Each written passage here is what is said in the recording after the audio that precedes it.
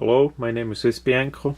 In this video I will talk in detail about the Sailor Swiss Army knife, as it is here in my hand, the gold alox version with the red shield. This is a 93mm single layer Swiss Army knife.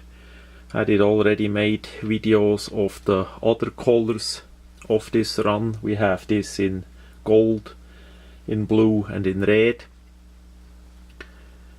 So it's a relative simple construction. It's a one layer, relative thin, one spring.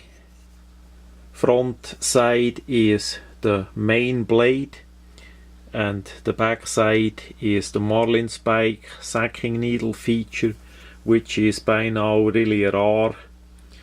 It's pretty much gone.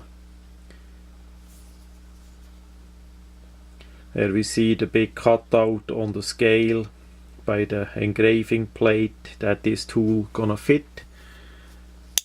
Closed, it looks like this.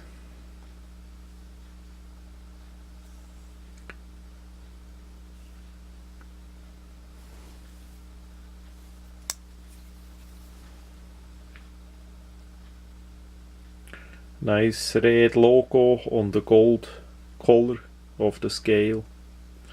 Scales are aluminum anodized.